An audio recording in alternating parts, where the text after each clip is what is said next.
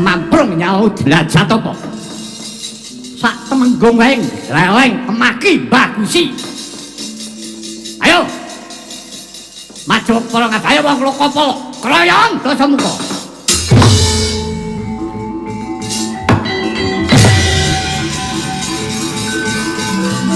Buta lokopolo apa bambut siapa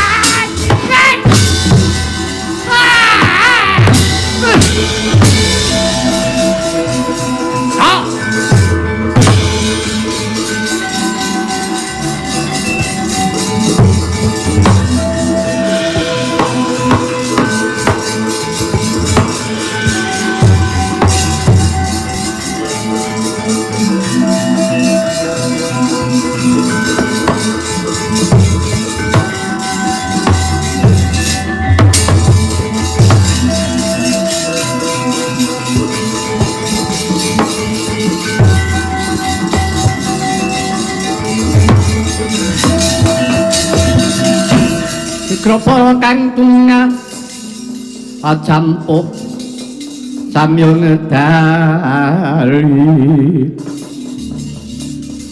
lir tatit wileting kodo danyu manggung manguncang nidi oh piladalah kedrawasan para prajurit Lokapala akeh kang padha temekaning pati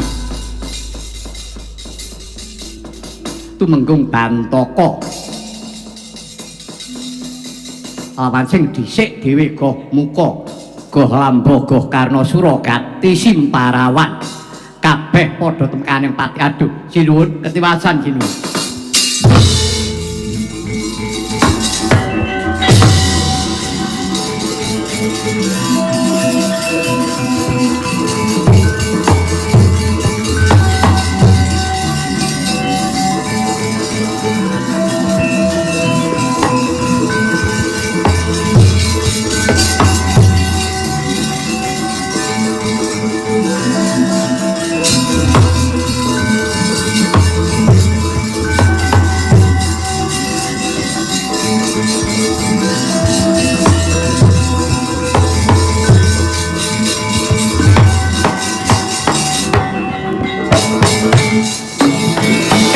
giri-giri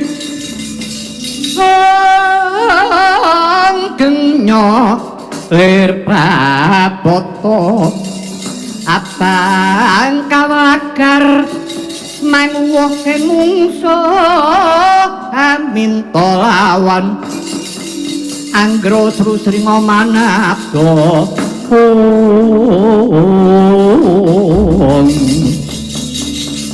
Katyoyun Anugruha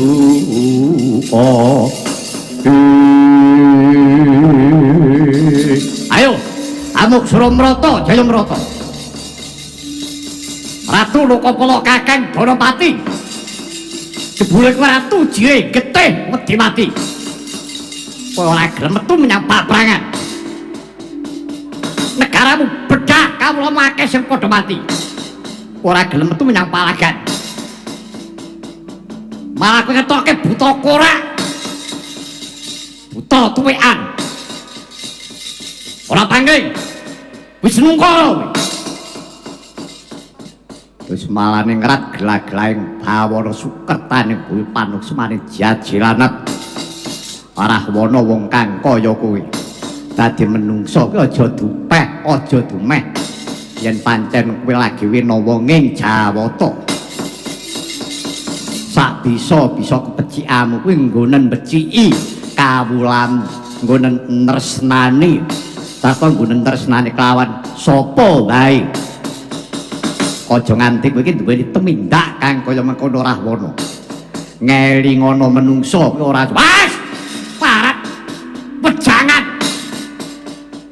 bendina mejang ora tau salin yo ming kaya ngono kuwi ora isin ora pekewo wajeng wigati ayo Kakang Danapati kon ketok mrene nyododo ndi dodo buta gerangan isih kuwawa nandingi dedapuramu lho kowe jereh urip kowe kowe jereh urip iki margane patimu jobane negane atiku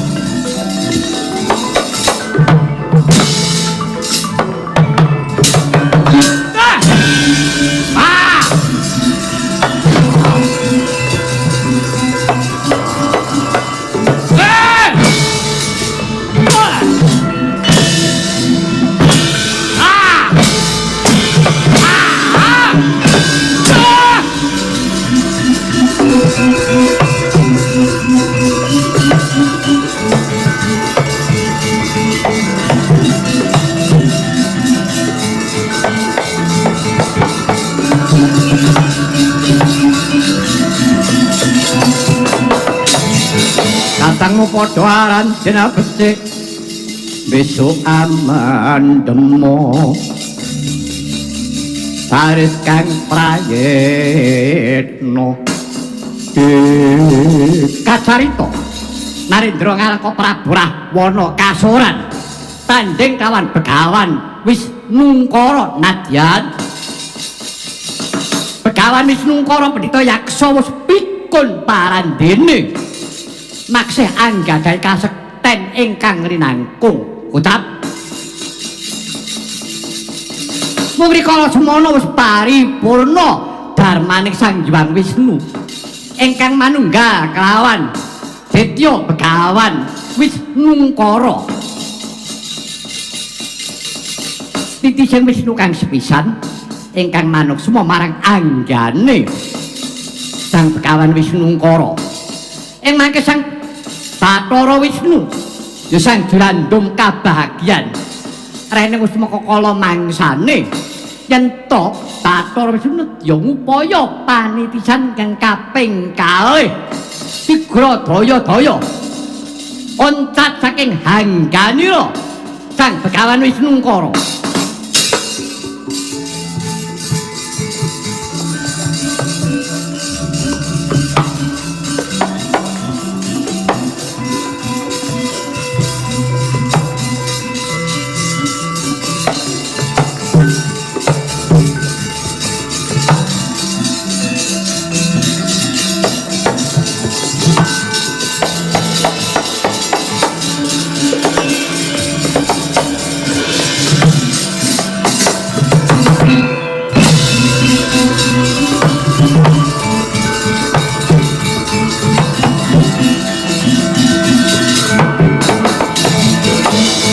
carita riwusnya Sang Hyang Bathara Wisnu oncat saking angganira Begawan Wisnungkara kraos Sang Prabu Rahwana Raja kalamun wis suda kekiyatane Begawan Wisnungkara sami sakala ngetok karo sang kang pungkasan Prabu Dasamuka sabyang liga pusaka pedhang Mentawa Wisnungkara sigra kaki pataken umlebat pedang Mentawa Sumawah wonten jajanira Wisnungkara Putra Walikan pecah kapisanan.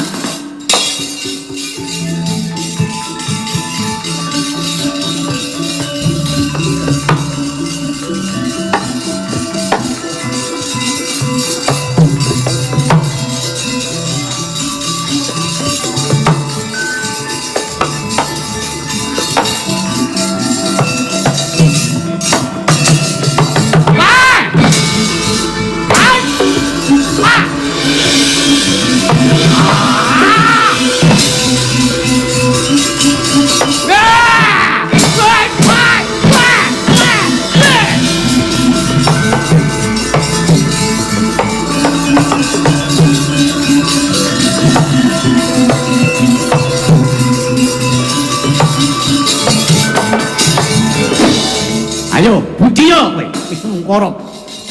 Entuk gerangan. Arep ngetok kaprawiran.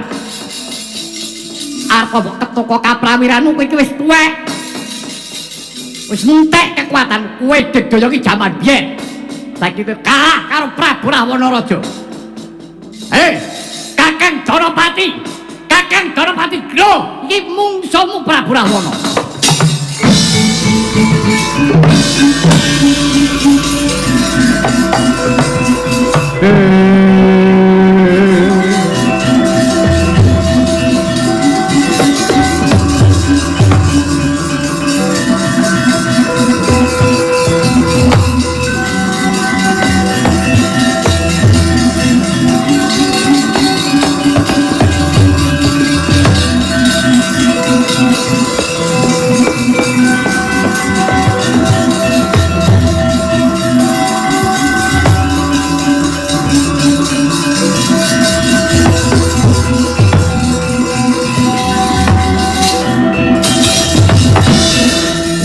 Ngrat gelag-gelag bawana sukertaning bumi patuk semari jajilanat dosa muka wong kang kaya kowe.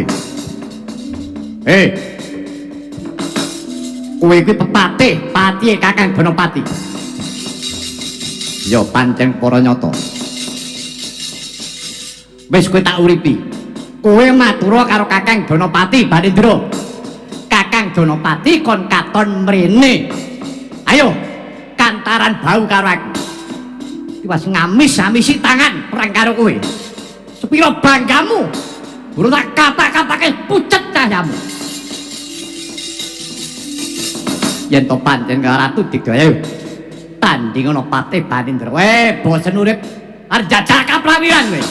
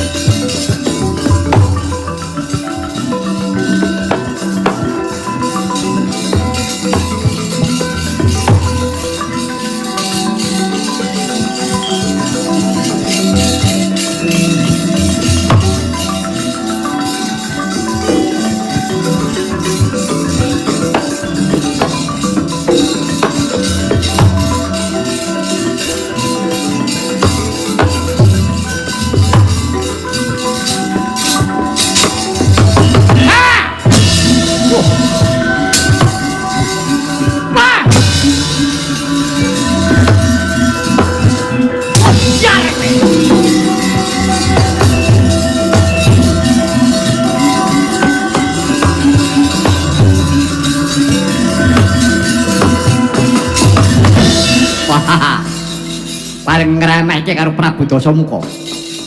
Prabu Dasamuka kok mbok mangsuli. Tak nandingi karo aku sepira dayamu. Ayo, Kakang Danapati. Kowe aja jire, getih, wedi mati kowe. Ayo, gleki adimu Dasamuka tandingana kridak ulungna negaramu. Lokapala dadi kukupanku.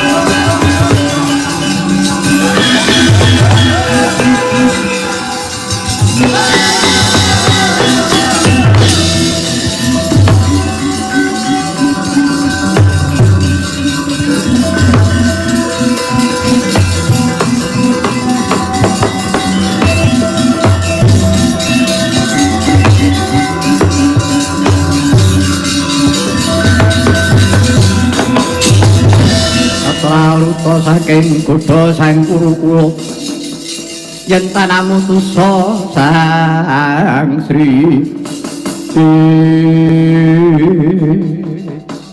duh kadangku wong prawira kadangku wong sekti mandraguna Dasamuka aja banget-banget Yodi anggonmu gething keburu sengit kelawan wong Lokapala kowe mateni para prajurit sing tanpa dosa tok sembring dahuru kuwi mung pun kakang karo Siati nyatane kowe lagi wani metu aja tok kawulamu tak entek mati kabeh urung karuan yen tok kowe gelem metu menyang Palagan hei Kakang Danapati dina iki kowe tak jarwani bloko aku ora butuh negara Lokapala tanggi apa negaraku Ngalengka luwih gedhe jembar jajahane akeh tetelukane Lokapala iki negara apa iki mung tanggo jalaran aku ora trima sedane Kanjeng Rama Premban Begawan Wisrawa ki saka pokali sapa ki saka pokali sapa nek ora kowe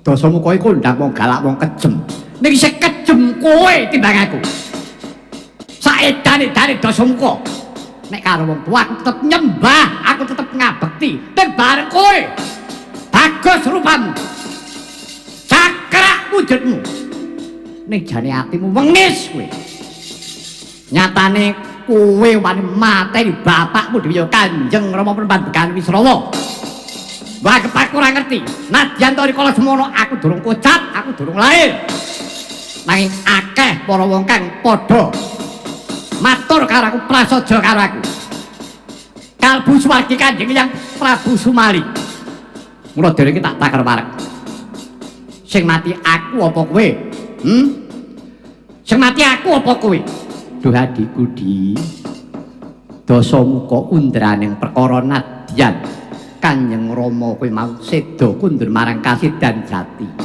panjenengane wis rila legawa lair trusin batin pun kakang uga getun keduwung dene patrapku kang mengkono mau mula dina iki ya wis yen to pancen Siadi kepingin bakal nglenggahi negara Lokapala tak ulungake kanthi tanganku loro pun kakang ninggalaken negara Lokapala tak munggah marang pertapan Beder Penyu pelenggahane Kanjeng Rama Premban Sawargi Begawan Wisrawa wis muktiya yayana negara Ngalengka lan negara Lokapala tak pasrahake karo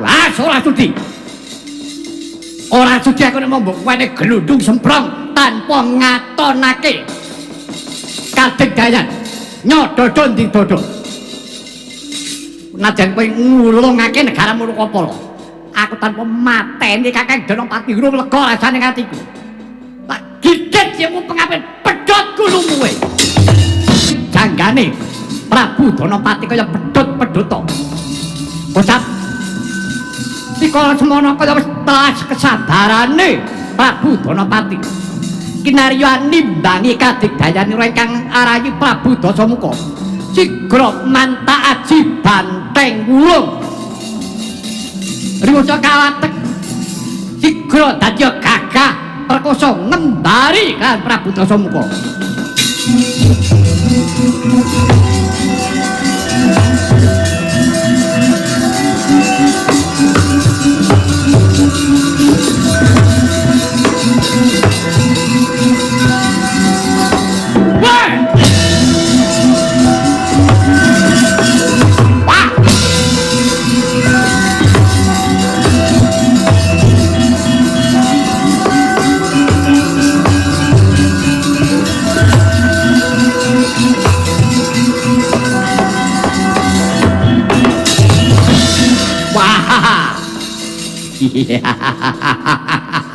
iki sing tak jaluk iki sing tak enteni Kakang Danapati Dasamuka wong sabar kuwi nganggo wates wis ora kurang-kurang pambudidayaku nggonku nyirep marang angkara murkamu ewadine kowe ndlarung kowe berung Dasamuka yen pancen kowe padha-padha trah Sang Wisrawa ayo endi sing luwih digdaya ya ayo tadan dina iki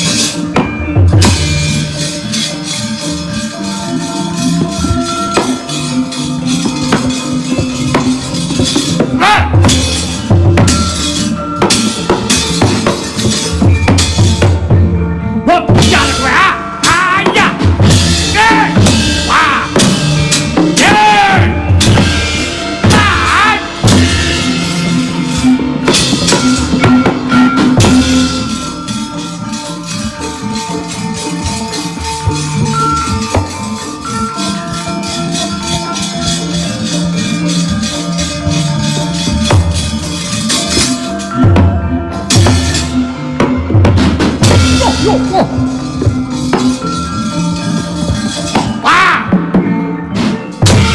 Wah! Yo! Ah!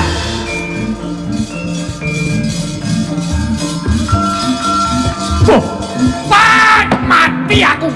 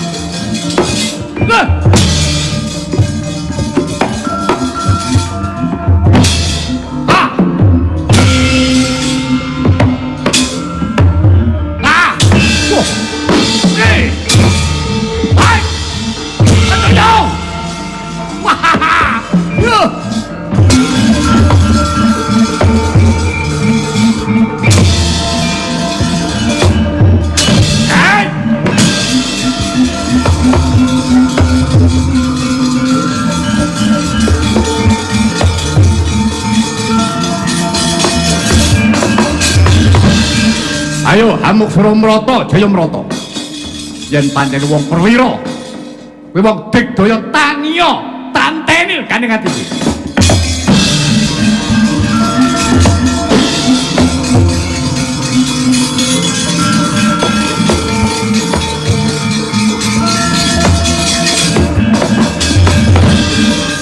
Kacarita gugur Sang Danapati kenging usakanira Sang Dasamuka pedhang Mentawa matya kaping 7 sedina yektine Sang Danapati maksih darbe kasekten peparinganira suwargi ingkang rama Begawan Wisrawa ingkang winatan Aji Rawa Runtek Riwusna kawatek jenggirat kaya wong Nendra aja mlayu.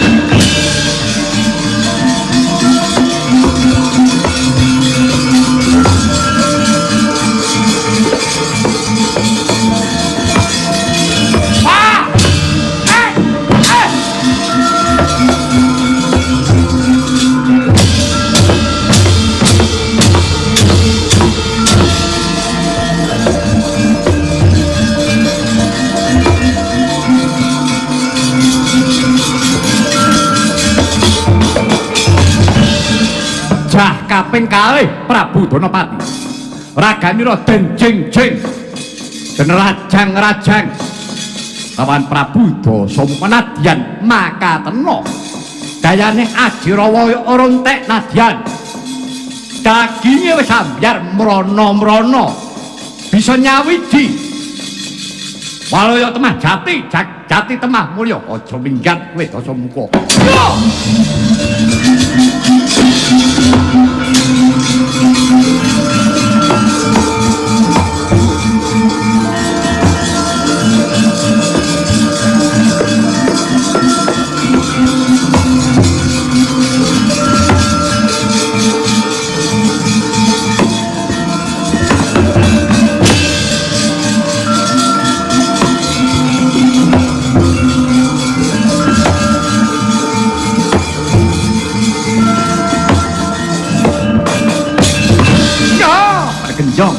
Pak Pong nangka basa kemropyok mung karibetane walah dalah layak ana gara-gara bumi gonjeng lir genenjot segara kocak jalaran ketaman gedene gara-gara Rahwana tanding kelawan Sidonapati.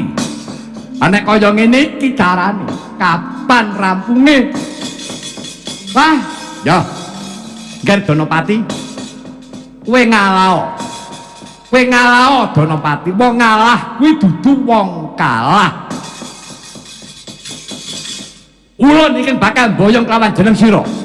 Aja kaget Donopati.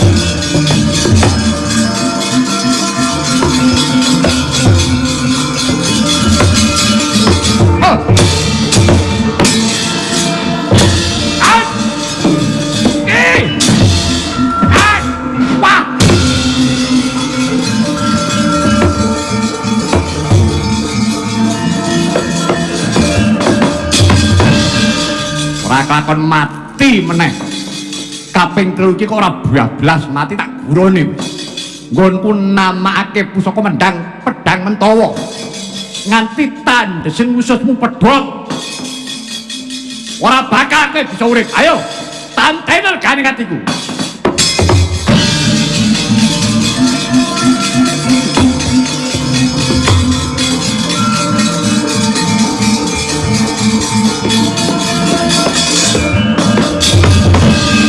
Kacarita nadyan makatena kataman pedhang Mentawa kadawaken wonten jajanira nganti pedhot ususe Prabu Donopati nanging dayane Ngajarawa runtek maksih saged walaya temah jati temah mulya jenggirat nanging sigra sang Dewang Narada amboyong kelawan Donopati mring kayangan Suralaya.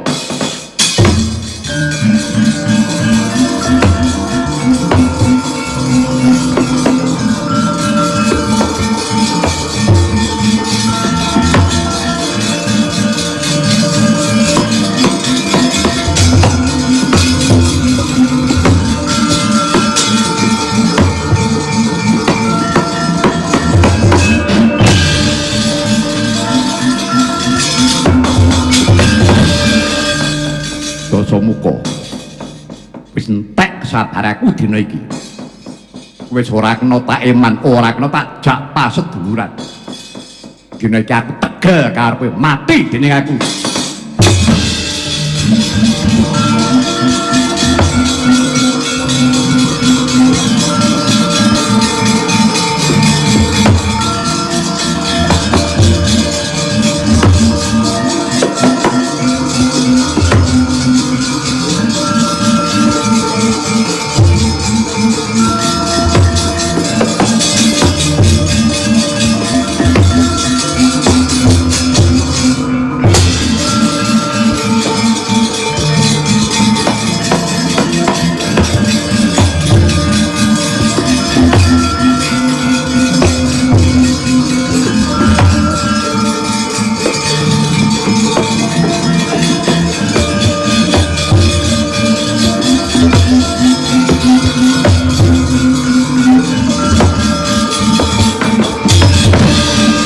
Man Prastawan kula wonten timbalan keng adhamu lah nyambut gawe kaya ngeten iki Kakang Donopati pun kasuran tanding kali kula pun kula pateni sampun dipun sirnakaken sampun tak pateni man lajeng kunarpanipun pripun kunarpanipun kunarpa piye lho bangkenipun rasa kerbuk perkara bangkene Kakang Donopati ben bangkene diolor-olor gagak ora dadi apa bali nang ngarepku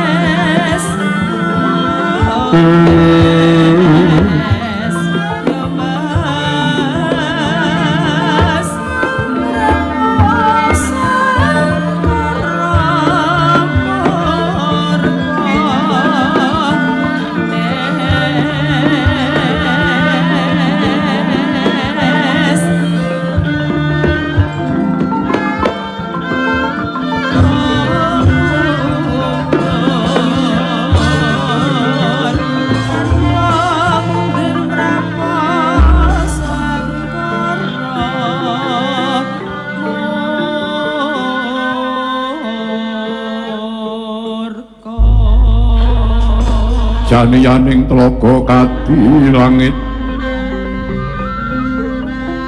mambang teng pasulan pamaneka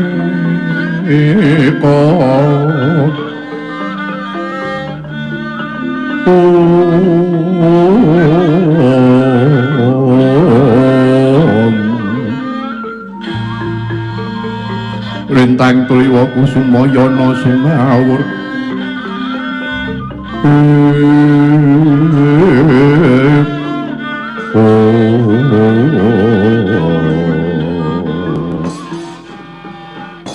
Astungkara sidang sekaring dawana langgeng titah ulun nggir Danapati kawula nuwun wonten timbalan iki ngadawu bukulun iya aja kaget arasan tias kita jeneng kita ulun Sendal Mayang tegese ulun timbali ala lantaran nggone Pancakara tanding lawan Kadangira Sirahwana aja darbe panyakra bawa kalamunta jeneng ulun nyampuri perkaranira kawan Kadang Sidasa Muka babar pisan ora nggih inggih Pukulun menawi tetela kula nandhang lepat Pukulun kapejana kula sendika ndherek sumarah kepareng paduka Pukulun ora mengkono Danapati marmane jeneng kita ulun Sendal Mayang ulun timbali marang Kayangan Suralaya ya wis saka gedhening rasa panarimanira marang Kadangira Sidasa Muka nganti bedah negaramu Lokapala dina iki jeneng kita ulun timbali munggah marang Kayangan Suralaya jeneng sira bakal antuk kanugrahan bakal antuk kasuwargan nanging kula Danapati anggone ora antuk kasuwargan iku mau sira kudu nindakake dharma maneh ana ing Kayangan Suralaya minangka dadi ganeping dewa makaten Pukulun iya dina iki jeneng kita ulun paringi pakaryan yaiku nunggu wujuding kembang ingkang aran Kembang Dewarna Kembang Dewarna iku mau mustikaning sekar ya mustikaning kembang mapane ana ing Kayangan Puspita Kawedar dina iki kula jeneng kita ulun wisuda minangka dadi ganting jawata ana Kayangan Puspita Kawedar darbe jibahan ngreksa katentremaning wujuding kembang ingkang sinebut Dewarna kajaba jeneng kita jejuluk Prabu Danapati ya Danaraja ulun paringi tetenger Bathara Daneswara